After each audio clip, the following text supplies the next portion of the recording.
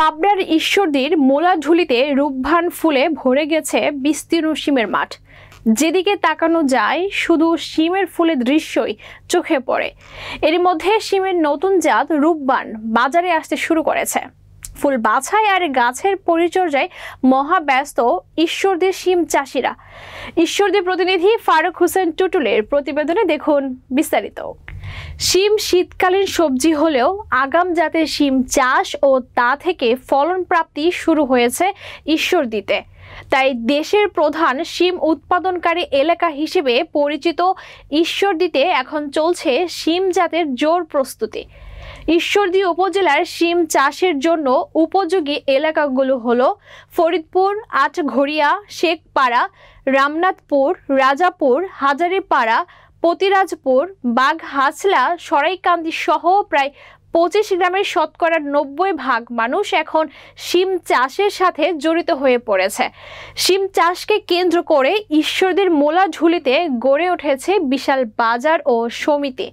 শিম উৎপাদনের সময় এই মোলাঝুলি থেকে প্রতিদিন 80 থেকে 100 ট্রাক শিম ঢাকা, সিলেট, বরিশাল, খুলনা, নারায়ণগঞ্জ সহ দেশের বিভিন্ন স্থানে প্রেরণ করা হয়।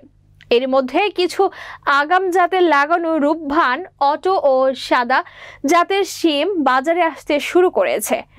আগাম জাতের হওয়ায় প্রতি কেজি শিম 120 থেকে 140 টাকা কেজি দরে বিক্রি হচ্ছে।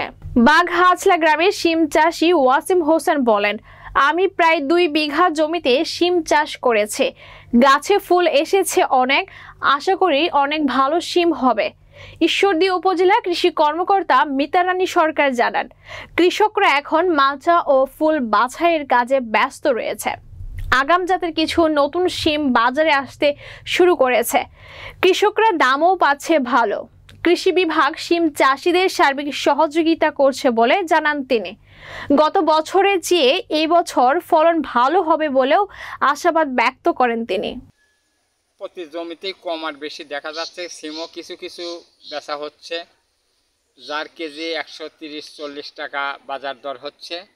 কিন্তু এখানে দেখা গেছে এত খরচ, সার, বিষ, ওষুধ, কীটনাশক, মেডিসিন যাই লাগে আবাদে, এগুলার ব্যাপক দাম হওয়ার কারণে আমরা এটার তেমন একটি সুযোগ সুবিধা পাচ্ছি না, লাভের সংজ্ঞা দেখা যাচ্ছে না।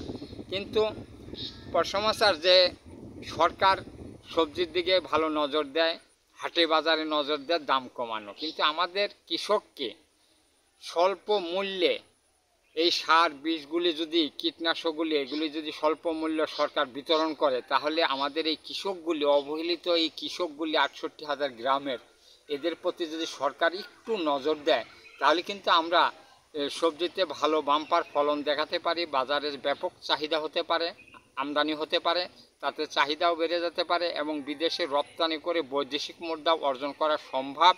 কিন্তু আসলে তো আমাদের কৃষক বলে আসলেই কোনো রকমের মূল্যায়ন হয় না, যার জন্য আমরা এত খরচ, বিট করা, সিম লাগানো, বীজ দেওয়া, কামলা খরচ, একটা কামলা 700-800 টাকা হাজিরা, কামলা বেলা 2টায় চলে যায়, এই ব্যাপক খরচ দিয়ে আমাদের তেমন একটি পোষায় না।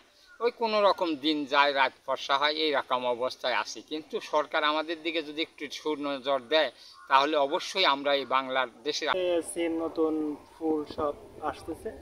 সিম এর আগে 4-5 কেজি হয়েছে, আমি 170 টাকা কেজি বিক্রি করছি। আমরা সবাই যদি মনোযোগ সহকারে সদিচ্ছায় কাজ করি, তাহলে ইনশাল্লাহ অবশ্যই ভালো ফলাফল পাওয়া যাবে। সিম লাভজনক সবজি, এই সবজি চাষ করলে ইনশাল্লাহ অনেক, বাংলাদেশের অনেক খাদ্য ঘাটতি থেকে মুক্ত করা যায়। আমরা সবাই মিলে সহানুভূতির সঙ্গে সিম চাষ করব, আর সবার দুয়ারে সবজি দেওয়ার চেষ্টা করব, আর দেশের অতিরিক্ত দাম থেকে আমরা রক্ষা পাবো। 1.5 বিঘা সিমের চাষ করছে এবছর। 1.5 বিঘাতে আল্লাহ যদি কবুল করে অবশ্যই 1.5-2 লক্ষ টাকা বিক্রি করতে পারবো প্রতি বছর। এর চাইতে বেশি করি, এবার একটু গাছের অবস্থা বেশি একটা ভালো না, পানি অতিরিক্ত বৃষ্টির কারণে আমার এই সবজি এবছর বেশি একটা ভালো হয় নাই। তবু যতটুকু আছে ইনশাল্লাহ 1.5 থেকে 2 লক্ষ টাকা বিক্রি করতে পারবো।